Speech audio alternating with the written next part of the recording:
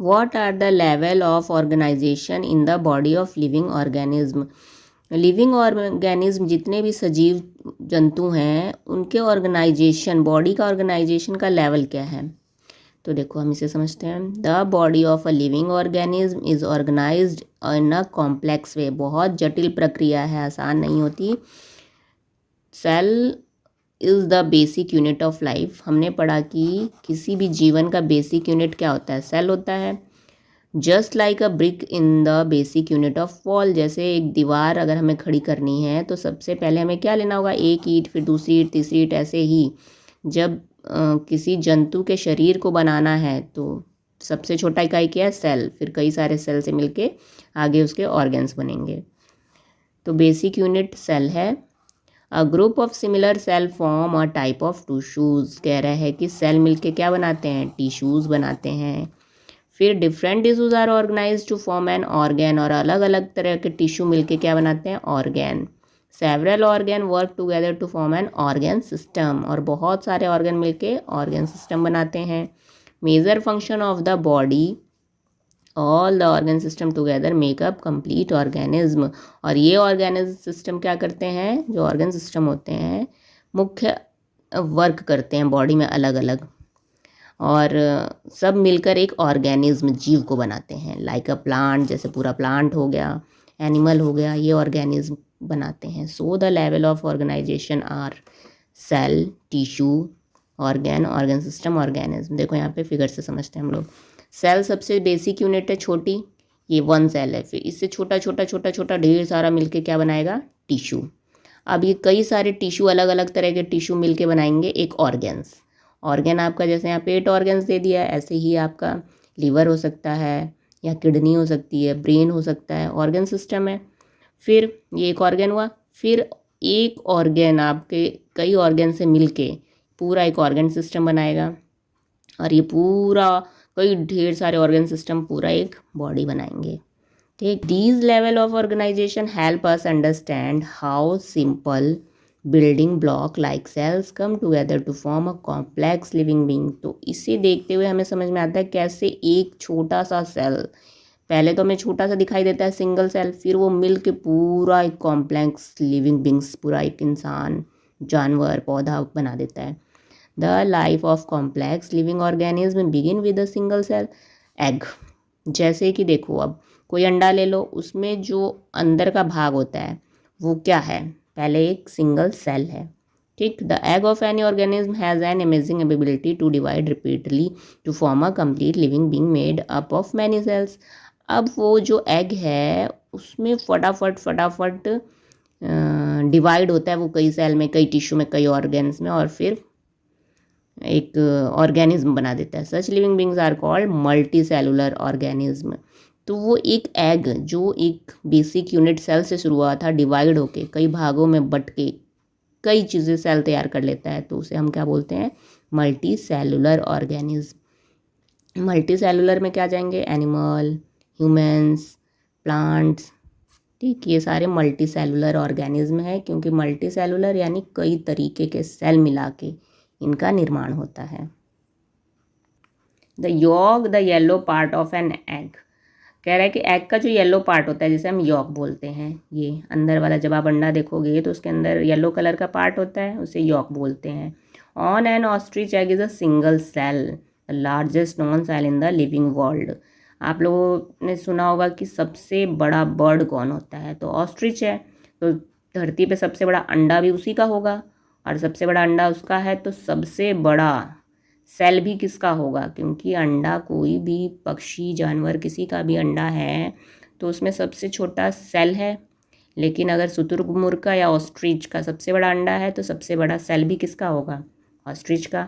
Measuring about 130 mm से लेके 170 mm तक होता है। The egg contain extra non cellular material, a shell for protection and white liquid that nourishes the cell during its continue development. जब आप अंडे को फोड़ोगे, कोई भी अंडा ले लो, उसे फोड़ोगे तो अंदर जो यॉक है वो तो सेल है, उसी में आपका वो चूज़ा या चिड़िया बनती है। लेकिन जो उसके साइड साइड में वाइट पार्ट होता है वो उसके नरिशमेंट के लिए होता है, उसे प्रोटेक्शन देता है, उसी को वो ईट करके खा के फिर वो बड़ा होता है, चूजे में बदल जाता है या फिर चिड़िया में बदल जाता है। What are microorganism. अब ये माइक्रो ऑर्गेनिज्म क्या होते हैं? छोटे छोटे जंतु जो हमें दिखाई आंखों से नहीं देते। Some living organism are made up of just one very few cells. कुछ जीव ऐसे होते हैं जो थोड़े से सेल से बने होते हैं। They are so small that they can not be seen with the naked eye. Naked eyes होता है कि हम अपनी आंखों से नहीं देख पाते, वो इतने छोटे होते हैं कि आंखों से देख ही नहीं पाते हैं। These are called microorganism. ऐसे ही जीव को हम माइक्रो ऑर्गेनिज्म बोलते हैं। Some microorganism like bacteria and amoeba. जैसे बैक्टीरिया और अमीबा क्या होते हैं? ये सब माइक्रो ऑर्गेनिज्म है क्योंकि हमें आंखों से दिखाई नहीं देते। इनके लिए हमें माइक्रोस्कोप की ज़रूरत होती है। Are made just one cell. ये सब एक सेल से बनते हैं। जो एक सेल से बनता है उसे सेलुलर कहते हैं, और जो ढेर सारे सेल से बनते हैं उसे multicellular. Other are fungi और एल्गी। ये सब होते हैं multicellular. They are found all around us. ये सारे हमारे चारों तरफ दिखाई देते हैं। वाटर में, मिट्टी में, हवा में, and even inside our body में भी होते हैं। But what do other cell look like. लेकिन ये कैसे दिखाई देते हैं, दिखने में कैसे होते हैं? Are they like the plant and animal cell we just learn about, और दे आर डिफरेंट। हम क्या ये जैसे एनिमल सेल होते हैं, प्लांट सेल होते हैं, कैसे दिखते हैं, इसके बारे में डिफरेंसेस हम सीखेंगे। Do observe the cell of microorganism again we need to use microscope. अगर हमें इसके बारे में देखना है अच्छे से तो हमें किसकी ज़रूरत पड़ेगी? माइक्रोस्कोप की। Which magnifies their size and make them visible to us. क्योंकि माइक्रोस्कोप इनके साइज़ को बढ़ा देता है और ये हमें दिखने लगते हैं। Scientist have also created a low cost and foldable paper microscope और फोल्डस्कोप।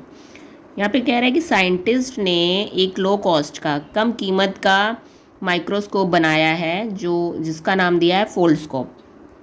ठीक है। फोल्डस्कोप में not provide the same level of detail like high powered laboratory microscopes. ये इतना अच्छा तो नहीं दिखा पाता है जितना कि लेबोरेटरी का माइक्रोस्कोप।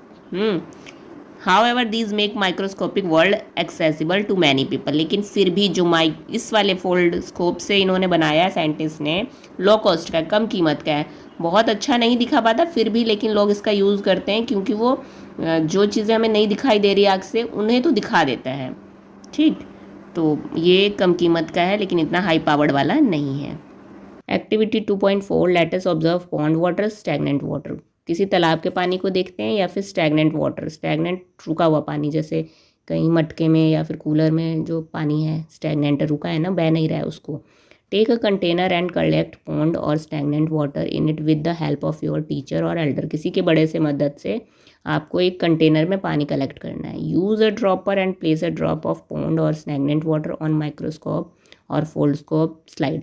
अब इस पानी को आपको वन ड्रॉपर का यूज़ करते हुए स्लाइड पे पानी लगाना है। जैसे हम ग्लिसरीन, वो प्याज की परत सेल लगा रहे थे ना स्लाइड पे, वैसे ही उस पानी की बूंद को रखना है स्लाइड पे और माइक्रोस्कोप के नीचे देखना है। Put a cover slip and observe it under microscope of foldscope. अब जब भी आप माइक्रोस्कोप के नीचे ले जाओगे, जैसे ये है आपका एक स्लाइड ले लोगे कांच का, फिर उस पर आपने एक बूंद डाल दिया, फिर उसे ढकना होता है, एक ओवर स्लिप कवर करना होता है एक छोटे से कांच के और प्लेट से। Observe the tiny organism found in the pond or stagnant water. अब इसको माइक्रोस्कोप के नीचे रख के देखो। Activity 2.5 let us observe soil suspension. अब आप मिट्टी को चेक करो। मिट्टी को चेक करते हैं। Take a beaker and collect some moist soil in it from the nearby field and garden.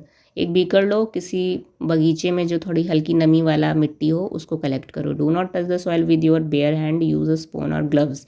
या तो ग्लव्स हाथों में पहन के फिर मिट्टी को उठाना या फिर स्पून से उठाना। Pour some water into the beaker and stir in the glass rod. अब उसमें थोड़ा पानी डाल दो जिस बीकर में आपने मिट्टी लिया है और उसको किसी रॉड से, चम्मच से पूरा ऐसे घोल दो, हिला दो। द लिक्विड विच में look dirty has very fine particle of soil and is also called soil suspension. जब आप उसको ऐसे घोल दोगे रॉड लगा के, तो लिक्विड कैसा हो जाएगा? पानी गंदा हो जाएगा क्योंकि हमने उसमें मिट्टी डाल रखा है तो पूरा गंदा हो जाएगा। लेकिन जो फाइन पार्टिकल्स होंगे वो एकदम पतले पतले मिट्टी के कण दिखाई देने लगेंगे। Keep it aside for some time and let mixture settle. अब उसे थोड़ी देर के लिए छोड़ दो और नीचे क्या होगा, मिक्सचर बैठ जाएगा उसके बॉटम में। Use a dropper and take a drop of water from the top layer, place the drop of microscope slide. अब इस पानी जब बैठ जाएगा कुछ देर बाद तो ड्रॉपर लो, ऊपर की पानी की बूंद स्लाइड पे रखो। Cover it gently with cover slip, फिर उस कवर स्लिप से ढक दो इसको। इट अंडर द माइक्रोस्कोप, और माइक्रोस्कोप के नीचे लगाओ। देखो माइक्रोस्कोप के नीचे लगा के फिर देखो। You may observe small moving organisms similar to those you saw in activity 2.4। अब आप जब इसे लगा के देखोगे माइक्रोस्कोप के नीचे तो क्या होगा, उसमें कुछ छोटे छोटे जीव जंतु, स्मॉल मूविंग ऑर्गेनिज्म, छोटे जीव जंतु मूविंग करते हुए दिखाई देंगे, हिलते हुए। This indicate that even soil suspension contain a variety of tiny creature that contain be seen with unaided eye. अब आप सोचो, उस मिट्टी को आपने घोल दिया था पानी में और फिर भी हमें कुछ नहीं दिखा रहा है, जीव जंतु नहीं दिख रहे हैं, लेकिन हमने पानी की बूंद को जब माइक्रोस्कोप के नीचे रखा तो उसमें हमें छोटे छोटे जीव दिखाई दे रहे हैं मूवमेंट करते हुए, जो कि हम अपनी आंखों से नहीं देख पा रहे थे। The tiny creature that can not be seen with necked I R called micro organism. इन्हीं छोटे जीवों को हम क्या बोलते हैं, micro organism. Micro means very small, micro का मीन्स होता है वेरी स्मॉल। यहाँ से मैम क्वेश्चन बनाएंगे आपसे। ऑर्गेनिज्म मीन्स होता है लिविंग बींग्स, ठीक है, और माइक्रोब्स छोटे जीव जंतु को क्या बोलते हैं, micro organism. Now activity 2.6 let us study. A group of students studying in grade 8 performed activity 2.4 and 2.5। Class 8 के बच्चों ने एक्टिविटी 2.4 और 2.5 किया। They also collect information from the library and internet. उन्होंने 2.4 और 2.5 एक्टिविटी से रिलेटेड इन्फॉर्मेशन इंटरनेट और library पे खोजा। 2.4 2.5 हमारी ये एक्टिविटी है, बच्चे यही वाला कर रहे हैं क्लास 8 के, पॉन्ड वाटर या स्टैगनेंट वाटर को और या फिर सॉइल वाले को एक्टिविटी कर रहे हैं और उसके बारे में रिसर्च कर रहे हैं। उन्होंने इंटरनेट पे भी किया और लाइब्रेरी में भी ढूंढा। They identify the microorganism as protozoa, algae, fungi and bacteria. उन्होंने देखा उसमें क्या दिखाई दिया उन्हें, protozoa, algae, fungi, bacteria, microorganism दिखाई दिए। You can record if you find any these categories of organism। आप भी रिकॉर्ड करो कि आपको जब आप माइक्रोस्कोप से देख रहे हो तो आपको भी ऐसे ऑर्गेनिज्म दिखाई दे रहे हैं। जब मैम आप लोगों को लैब में ले जाएगी तो आप ये चेक कर सकते हो। और आपसे क्वेश्चन बन सकता है कुछ माइक्रो ऑर्गेनिज्म के नाम बताओ, तो protozoa, algae, fungi, bacteria. Organism present इन पॉन्ड वाटर। अब देखो प्रेजेंट जो पॉन्ड वाटर में कौन से ऑर्गेनिज्म थे, अमीबा। अमीबा एक टाइप है माइक्रो ऑर्गेनिज्म जिसमें प्रोटोजोआ आता है। Single cell, moving, irregular shape, इसका देखो इरेगुलर होता है। और ये हमें कहाँ दिखाई दे रहा है, पॉन्ड वाटर में। पैरामीशियम, ये भी एक प्रोटोजोआ की कैटेगरी है। ये भी single cell, move from one place to another, movement take place with the help of specialise structure के कारण ये मूव करता है एक जगह से दूसरी जगह। थर्ड एल्गी, ये देखो ये एल्गी है। ये सब अब माइक्रो ऑर्गेनिज्म है जो हमें आंखों से नहीं दिखते हैं बट माइक्रोस्कोप के नीचे दिखाई देंगे। सिंगल सेल है ये भी। लुक एल्गी ग्रीन बिकॉज ये हमें हरा दिखाई देता है, प्रेजेंस ऑफ ग्रीन पिगमेंट होता है इनके अंदर, chlorophyll. Movement take place with the help of splice structure, की वजह से ये मूवमेंट करते हैं, स्पेशल टाइप के फीचर्स होते हैं इनमें मूवमेंट करने के लिए। तो आपसे 3 एग्जाम्पल मैम पूछ सकती हैं, 3 एग्जाम्पल बताओ सिंगल सेल्ड वाले माइक्रो ऑर्गेनिज्म। ये भी single cell, single cell, single cell, यानी एक सेल वाले, यूनिसेलुलर बोल सकते हैं, तो अमीबा, पैरामीशियम या एल्गी, ठीक। Next, organism present in soil suspension. अब मिट्टी में कौन कौन से ऑर्गेनिज्म थे, देखो ये है फंगी। देखो फंगी कैसा लग रहा है, प्लांट की तरह, जबकि ये हमें जल्दी, अगर बहुत छोटे पार्ट में तो हमें नहीं दिखाई देगा, लेकिन ब्रेड मोल्ड देखोगे आप, ब्रेड रख दो कुछ दिनों के लिए नमी थोड़ा सा गीला करके कहीं कॉर्नर में, कुछ दिन बाद देखोगे उस पर वाइट वाइट फफूंद लग जाती है, उसी को हम फंगी कहते हैं। तो branched filament without chlorophyll having sac like structure. ये ब्रांच जैसा लग रहा है शाखा निकली हुई है, इस टाइप का होता है, उसमें क्लोरोफिल नहीं पाई जाता। जब भी ब्रेड या अचार पे देखोगे फफूंद लगा हो तो वाइट वाइट कलर का होता है। मोल्ड, ये भी फंगी का ही एक टाइप है। Branch filament without chlorophyll, brush like structure, इसका ब्रश लाइक स्ट्रक्चर है। Algae, spherical, presence of chlorophyll, a green pigment. Algae हमेशा ग्रीन होता है क्योंकि उसके अंदर क्लोरोफिल पाया जाता है। ये देखो बैक्टीरिया, कई शेप के हो सकते हैं, सर्कल, ये आपका ओवेल, ये देखो बीन्स की तरह। स्फेरिकल, कॉमा, ये कॉमा है, ये स्फेरिकल। स्पाइरल और रॉड शेप्ड, ये one long hair like structure and many small hair like projection around the cell. ये आपका बैक्टीरिया है। Did you also observe any of these microorganism और something different? क्या आपको इनमें कुछ चीज़ें अलग दिखाई दे रही हैं? Record in your notebook and discuss in your class. Notebook पे रिकॉर्ड करो और क्लास में डिस्कस करो। टेबल 2.1 और 2.2 you have identify a variety of microorganism. ये जो हमने टेबल देखा यहाँ पे, ये वाला और ये वाला, यहाँ पे हमने ढेर सारे माइक्रो ऑर्गेनिज्म के बारे में जाना। ठीक, दे आर एवरीवेयर, ये हर जगह होते हैं। And we only see them with the microscope के थ्रू ही देख सकते हैं।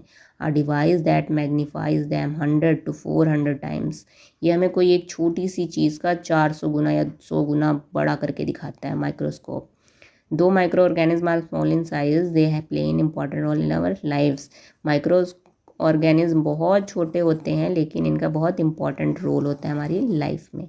अगर हम माइक्रोस्कोप अभी देखने लगे हर जगह लगा के, तो हर जगह हमें टेबल पे, हाथों में, हर जगह माइक्रो ऑर्गेनिज्म दिखाई देने लग जाएंगे। एवर हेयर्ड ऑफ, आपने क्या सुना है? Viruses are microscopic and acellular. जो वायरस होते हैं माइक्रोस्कोपिक तो होते ही हैं क्योंकि हम इन्हें माइक्रोस्कोप से ही देख सकते हैं, एंड असेलुलर, असेलुलर मतलब एक सेल वाले होते हैं, सिंगल सेल वाले। Viruses multiply when they enter a living cell, लेकिन अगर ये किसी लिविंग में, सजीव में चले जाते हैं तो मल्टी सेलुलर होते हैं, मतलब अपने आप को और उसमें बड़ा बनाते चले जाते हैं। सिंगल सेल्ड होते हैं, बट अगर किसी जीव जंतु के साथ ह्यूमन बॉडी में एंट्री कर गए तो ये अपने आप को मल्टी सेलुलर बना लेते हैं, मल्टीप्लाई करते चले जाते हैं, बढ़ते चले जाते हैं इनकी सेल्स, कोशिकाएं। दे में इन्फेक्ट प्लांट, एनिमल और bacterial cells and may cause a disease. ये प्लांट एनिमल्स और बैक्टीरियल सेल्स में मिलकर उन्हें बीमार कर देते हैं। वायरस ये बीमारी फैलाते हैं और अपने आप को बढ़ाते चले जाते हैं। How are we connected to microbes? हम माइक्रोब से कैसे कनेक्ट हो सकते हैं? Can we find microorganism in other place too? क्या माइक्रो ऑर्गेनिज्म हमें और भी जगह दिखाई देते हैं? Let us have a discussion, चलो देखते हैं। Have you ever seen a lemon, tomato, oranges or any other food item rot after being left outside for some time? जब आप इनमें से नींबू, टमाटर, संतरा, कोई भी फूड बाहर कुछ दिनों के लिए छोड़ दोगे, वो ख़राब हो जाता है, तो उस पर क्या होता है? उसके ऊपर क्या दिखाई देता है आपको? इफ़ कुछ ख़राब सी सड़ी हुई चीज़ दिखाई देती है, ख़राब। If yes, you may have noticed a powder or cotton like growth on them. अगर हाँ, तो आप उस पर नोटिस करोगे कि कुछ कॉटन जैसा, रुई जैसा, फवारे जैसा और पाउडरी चीज़ बन गया है उसके ऊपर। तो ये क्या है? This happens because they have been infected by microbes. ऐसा इसलिए हुआ क्योंकि अब वो इन्फेक्टेड, ख़राब हो चुका है, उसमें माइक्रोब्स लग चुके हैं। But where did these microbes come from? लेकिन ये माइक्रोब्स आते कहाँ से हैं? How did they come in contact with food? और ये फूड से कैसे कनेक्ट कर जाते हैं? This happen because microorganism can be found everywhere. क्यों ऐसा? इसलिए होता है क्योंकि माइक्रो ऑर्गेनिज्म जो है वो हर जगह हैं, बी इन वाटर पानी में है, मिट्टी, हवा, यहाँ तक कि फूड आइटम्स में भी होते हैं। देखो यहाँ कुछ क्वेश्चंस कर रहे हैं लोग। But why do microorganism not infect the pickle and murabbas? तो जो माइक्रो ऑर्गेनिज्म होते हैं, पिकल, अचार में और मुरब्बा में क्यों नहीं लगते हैं? तो आप देखोगे पिकल्स में बहुत ज़्यादा सॉल्टी ऑयल होता है और मुरब्बा बहुत मीठा होता है, यानी चीनी ज़्यादा होती है। This is because you add many spices with salt or sugar to it which act as preservatives. क्योंकि हम इसमें बहुत नमक मिलाते हैं या फिर बहुत शुगर मिलाते हैं ताकि ये ख़राब ना हो। High concentration of salt sugar do not allow this organism to grow on them. अगर बहुत ज़्यादा नमक है और बहुत ज़्यादा शुगर है तो ये दोनों चीज़ें किसी भी वस्तु को ख़राब होने से बचाती है। जैसे आप जैम का एग्जाम्पल ले लो, जैम बहुत मीठा होता है, या मुरब्बा है तो वो मीठा है बहुत ज़्यादा, तो क्योंकि चीनी ज़्यादा है और चीनी ख़राब होने से बचाती है। अचार ले लो आप किसी का भी, आम, नींबू, गाजर, अदरक का अचार, तो उसमें बहुत तेल और नमक है बहुत ज़्यादा, तो वो उसे ख़राब होने से बचाता है। You can use a foldscope or a microscope to explore surface of leaves, stems, root or any other part to see them। अब आपको कह रहा है फोल्डस्कोप या माइक्रोस्कोप ले लो आप और किसी भी पत्ते, उसकी तने को या जड़ को देखो, किसी भी भाग को प्लांट के, like plant and animals. Micro organism also show great diversity. जो प्लांट है, एनिमल है और माइक्रो, इन तीनों में बहुत बड़ी डाइवर्सिटी है, यानी एक दूसरे में विभिन्नता है। Some of them can even found in extreme climate condition such as hot water spring and snow called zones. इनमें से तो कुछ तो बिल्कुल ही एक्सट्रीम कंडीशन में रहते हैं, या तो बहुत ही गर्म या बहुत ही ठंडे इलाके में, जोन्स में, वेल एज मॉडरेट टेम्परेचर, या फिर कुछ मॉडरेट टेम्परेचर में भी रहते हैं. You already know some of these organism live inside our bodies specially in our gut. कह रहे हैं कि आप लोग जानते होंगे कुछ ऑर्गेनिज्म, जीव हमारे अंदर, बॉडी के अंदर भी होते हैं, स्पेशली गट यानी स्टमक, पेट से रिलेटेड है, उसमें भी होते हैं. You have study in chapter life process in animals in curiosity grade 7. और ये चीज़ आपने क्लास 7 में ही पढ़ा था, जो चैप्टर आया था लाइफ प्रोसेस इन एनिमल. उसमें बताया गया था कि कुछ माइक्रो ऑर्गेनिज्म हमारे इंटेस्टाइन में पाए जाते हैं. Our intestine has many bacteria that help in digestion. हमारे इंटेस्टाइन होती है ना, स्मॉल और लार्ज इंटेस्टाइन, तो उसमें बैक्टीरिया पाए जाते हैं जो डाइजेशन में हेल्प करते हैं, खाने को पचाने में. Like plant and animal micro organism very in shape, size and structure. कह रहा है कि जो प्लांट, एनिमल, माइक्रो ऑर्गेनिज्म हैं, ये तीनों अलग अलग शेप, साइज और स्ट्रक्चर में पाए जाते हैं. इन table 2.1 and 2.2 you would have observe micro organism of different shape, spherical, rod shape और इरेगुलर. अभी हमने पीछे फिगर में देखा था कैसे थे, स्फेरिकल शेप के थे, रॉड शेप के और इरेगुलर शेप के. तो यहाँ से क्वेश्चन बनेंगे कौन कौन से शेप होते हैं माइक्रो ऑर्गेनिज्म के. आप उसमें एग्जाम्पल भी लिख सकते हो. How does the diversity of microorganism play a role in our daily life. इन माइक्रो ऑर्गेनिज्म का क्या रोल है हमारी डेली लाइफ में. How do they help clean the environment, और इन्वायरमेंट को क्लीन करने में कैसे हेल्प करते हैं. Key players in cleaning the environment. Let us attempt to understand this by doing an activity. कुछ माइक्रो ऑर्गेनिज्म होते हैं जो इन्वायरमेंट को क्लीनिंग, साफ करने का काम करते हैं. चलो एक एक्टिविटी से समझते हैं. Take an empty container and fill in the half way with garden soil. एक एम्प्टी कंटेनर ले लो खाली और उसमें मिट्टी भर लो. Add some fruit and vegetable peels to the container. इसके अलावा उसमें फल, सब्जी के छिलके भी डाल लो. Thereafter put a layer of soil on it and leaves it aside. अब उस पर एक और लेयर मिट्टी की डालो. पहले मिट्टी भर लो, फिर उसमें फल, सब्जी के छिलके डाल लो ढेर सारे, फिर एक लेयर मिट्टी की डालो और फिर कुछ पत्ते डाल के छोड़ दो. After 2-3 weeks observe the changes that have taken place. अब 2-3 वीक्स आपको लेने हैं. 2-3 वीक्स यानी 20 या 21 डेज. आप उसके बाद देखो, उतने दिन के बाद. Do you observe any different in container, content of the container. तो आप उस कंटेनर में क्या देख रहे हो, क्या चेंजिंग आ रहा है. You may find that peels of fruit and vegetable have turned into dark coloured material. तो आप देखोगे जो भी आपने छिलके मिलाए थे, डाले थे, उसमें मिक्स करके देखोगे जब लकड़ी से, तो वो पूरा डार्क कलर में चेंज हो गया है. This is manure. ये क्या है, एक तरह का मैन्योर यानी खाद बन चुका है. Which is rich in nutrients and help increase the fertility of the soil. और खाद क्या करता है, अगर हम इसे मिट्टी में मिलाएंगे तो मिट्टी के न्यूट्रिएंट्स को बढ़ा देता है. But how did the peels of fruit and vegetable turn into manure. लेकिन ये जो छिलके थे फल और सब्जी के, मैन्योर में कैसे बदल गए. Okay. In activity 2.6 you saw that soil contain various kind of microorganism. हमने 2.6 में देखा था कि मिट्टी के अंदर, जो बीकर वाला किया था, पानी में मिट्टी मिलाया था, उसमें छोटे छोटे माइक्रो ऑर्गेनिज्म होते हैं. Some of these microorganism like fungi, bacteria act on the plant waste and slowly break it down into simpler. जो इस मिट्टी में कुछ माइक्रो ऑर्गेनिज्म होते हैं जैसे फंगी और बैक्टीरिया. क्वेश्चन कर सकती हैं मैम आपसे कि मिट्टी में कौन कौन से माइक्रो ऑर्गेनिज्म होते हैं. तो फंगी और बैक्टीरिया, ये क्या करते हैं, प्लांट को धीरे धीरे ब्रेक डाउन करते हैं. ठीक. न्यूट्रिएंट रिच मैन्योर, और उसको न्यूट्रिएंट से भरपूर खाद में बदल देते हैं. You may have seen gardener in your school or in field near your house collecting dry leaves and plant waste and putting them into pits. आपने देखा होगा कि अपने गार्डन में, स्कूल के गार्डन में या कहीं पे अपने घर के आसपास फील्ड में, लोग क्या करते हैं, पत्ती वत्ती इकट्ठा करके एक गड्ढे में डाल देते हैं, भर देते हैं. Do you now understand why they do this. अब आपको समझ में आया कि वो ऐसा क्यों करते हैं. क्योंकि उसे कुछ दिनों तक छोड़ देते हैं, फिर वो खाद बन जाता है. फिर उस खाद को गार्डन में, पेड़ पौधों में डालने से न्यूट्रिएंट्स मिलते हैं पेड़ पौधों को, क्योंकि वो खाद बन जाता है. It is to make natural manure. इसी को हम नेचुरल मैन्योर कहते हैं. Our scientific heritage. देखो साइंटिफिक हेरिटेज क्या कहता है. Ancient Indian text particularly the Vedas, जो हमारे प्राचीन ग्रंथ हैं जैसे Vedas, have references of the word krimi. उसमें एक वर्ड आ चुका है, कौन सा, krimi word, which means different tiny entities including दृश्य एंड अदृश्य।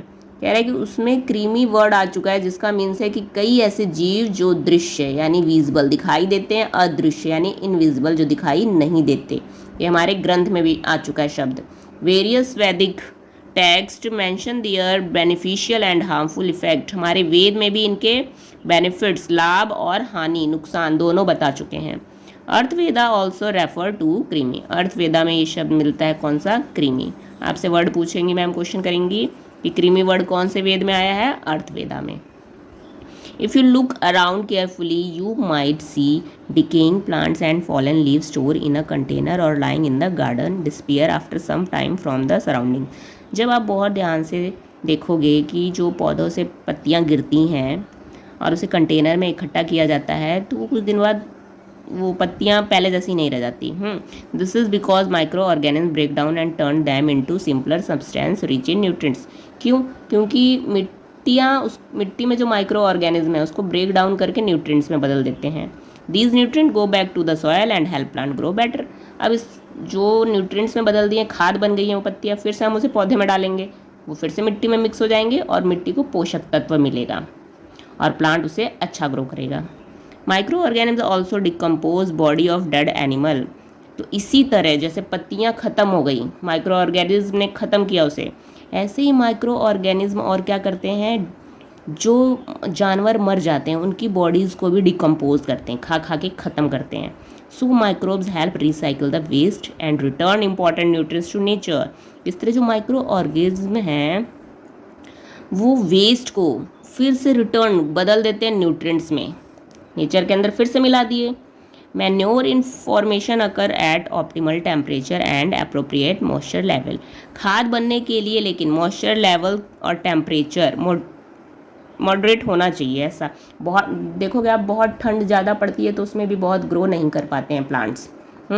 तो बहुत ज़्यादा ठंडी टेम्परेचर रहेगा तो उसमें खाद नहीं बन पाएगा, क्योंकि माइक्रो ऑर्गेनिज्म बहुत ज़्यादा ठंडे टेम्परेचर में भी नहीं हो पाते। जैसे फ्रिज है, फ्रिज में हम क्यों रखते हैं सब्जियां, फल? क्यों? क्योंकि ठंडे टेम्परेचर में माइक्रो ऑर्गेनिज्म पैदा ही नहीं होंगे और चीज़ें उसमें ख़राब नहीं होंगी। Okay, is not at interesting. तो क्या ये बहुत मज़े की बात नहीं है क्या? By now you must have understand that bacteria and some fungi are types of microorganism. हमने देखा कि फंगी और बैक्टीरिया एक तरह से माइक्रो ऑर्गेनिज्म है that play an important role in our life. हमारी लाइफ में इनका इम्पॉर्टेंट रोल है।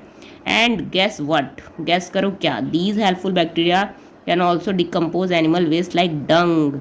और ये बैक्टीरिया का क्या करते हैं? जानवरों के डंग को यानी गोबर को भी डिकम्पोज करते हैं, ख़त्म करने में मदद करते हैं। From activity 2.7 we can also infer that microorganism not only help in plant growth. हमने देखा फिगर 2.7 में कि जो माइक्रो ऑर्गेनिज्म है सिर्फ प्लांट को ग्रो करने में हेल्प नहीं करता, but also clean our environment by breaking down waste. बल्कि वो इन्वायरमेंट को भी क्लीन कर रहा है, क्योंकि अगर मान लो पत्तियाँ इतनी सारी गिरे, उसकी सफाई करके हम कहीं फेंक रहे हैं, कहीं भी कूड़े वाला लेके जा रहा है फेंक रहा है, और वो जहाँ फेंक रहा है वहाँ भी नहीं ख़त्म होगी, कभी सड़े ही ना वो, तो क्या होगा, है ना? वो धरती पे ऐसी पड़ी रह जाएंगी सारी। तो माइक्रो ऑर्गेनिज्म एक तरह से सफाई का काम कर रहे हैं, उन्हें ख़त्म करके खाद बना दे रहे हैं और फिर से हम उसे मिट्टी में मिला दे रहे हैं।